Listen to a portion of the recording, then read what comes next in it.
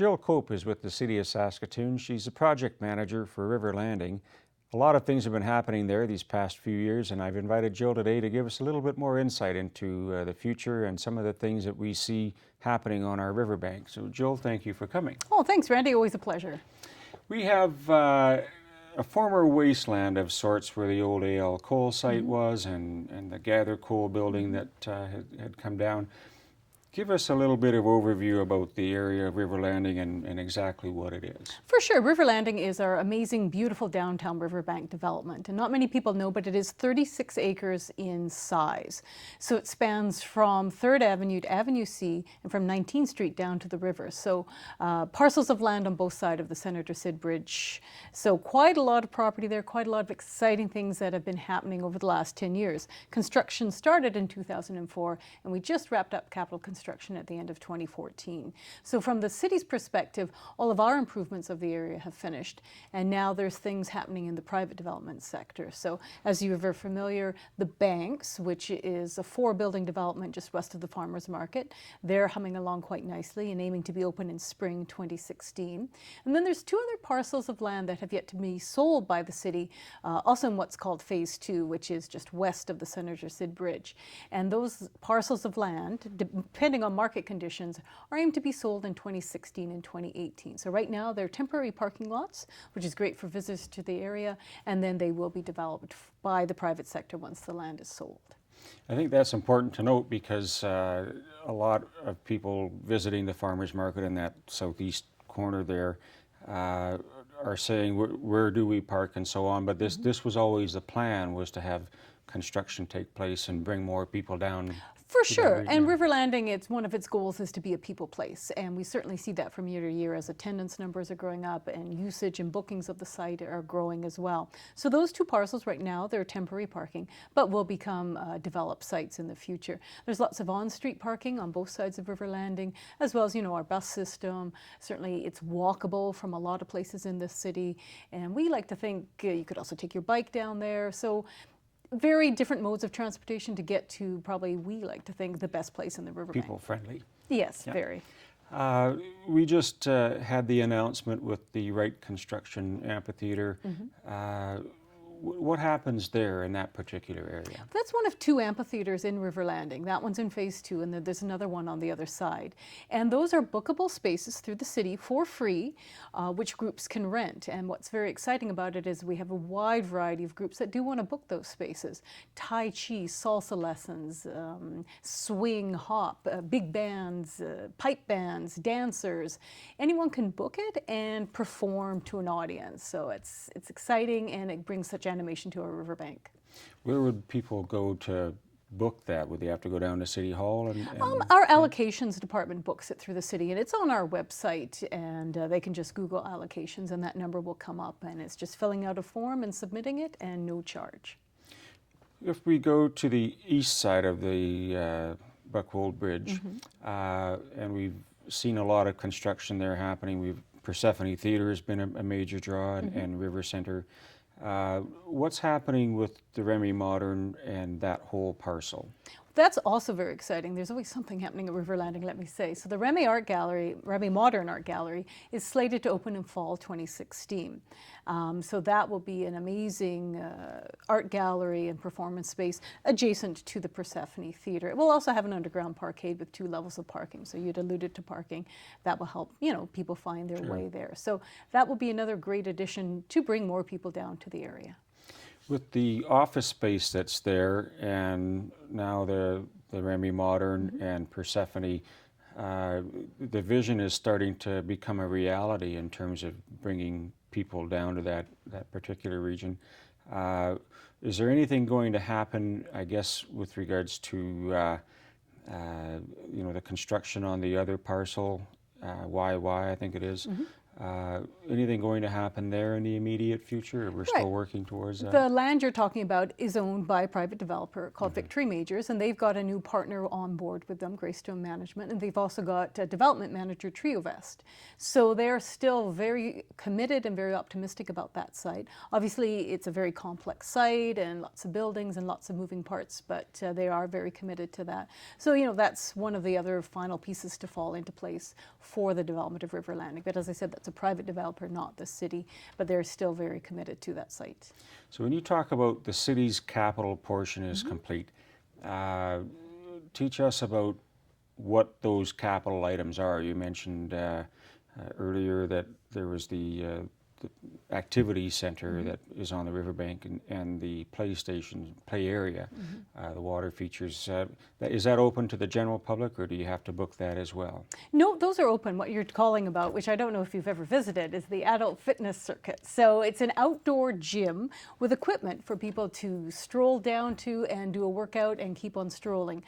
Completely free of charge and not bookable. You just come upon it and have a great workout. So that's free of charge. On the upper area is a children's playground area, Isinger Park, and that's a children's playground, again, free, and you don't need to book it to enjoy it. River Landing, I'm not sure if many people know, but because its size, it goes from 19th down to the river. So it's not just the park or the riverfront trails, but there's trails, shoring, underground utilities, new streets put in, sidewalks, all the electrical lights you see, the play features, the ramps, the stairs, the landscaping. It was massive. It was a massive undertaking over 10 years. And that's what became River Landing. As you said, it was the old power plant, which was an old field, and the old gather coal site. So it really transformed into a jewel on the riverbank. I think it's important to note that you're trying to strike a balance as the city in meeting all the needs of everyone. So you might have families that come down there, you might have groups, individuals, couples. I find it interesting that there needs to be accessibility issues as well. So we want to maintain some green space and have that attractive.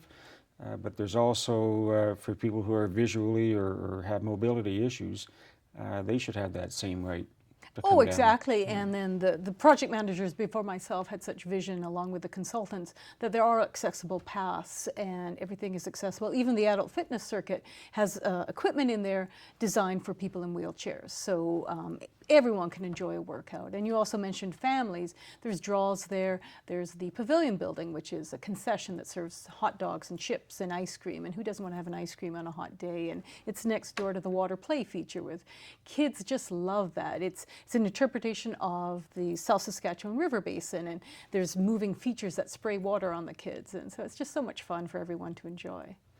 When we see the, I guess, to bring up the traffic bridge, that will again help more access points into that particular area.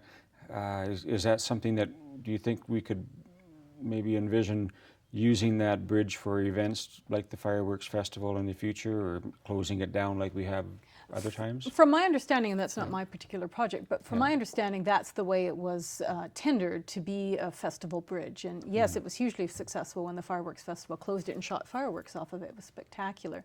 And it's designed, I think, to be that way as well. There's little platforms that you can do things on. There's electrical outlets. And so it can be used in a multitude of ways. Again, bringing more people to the area and just animating our community. I think just in terms of what we're hearing out in the community as a whole is that it's something that a lot of people are proud to take, friends that are visiting or family that are coming back and marveling at the transformation that's happening there. The city should be commended for, I guess, leading that capital improvement, and congratulations to you. In terms of getting people down there on a regular basis, do you see more people living in that area? With the other two parcels that are coming up for sale, is that strictly commercial, or is that going to be a live workspace like the Banks is? Very good point. And that was envisioned in the concept plan, again, by smarter minds than me before my time. So the Banks is a mixed-use development. So there's retail or commercial activities at street level with residential above. And that's how the other two parcels in that area are zoned as well. Again, with the key to make it a people place. We just don't want it clearing out at 5 o'clock at night.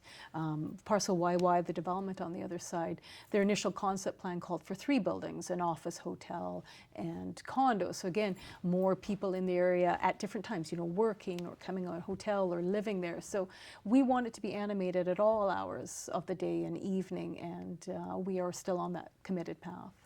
How do you see some of that rollout of the area? We haven't talked about the pump house. That's probably one of the gems in River Landing because it's, I think, built in 1911.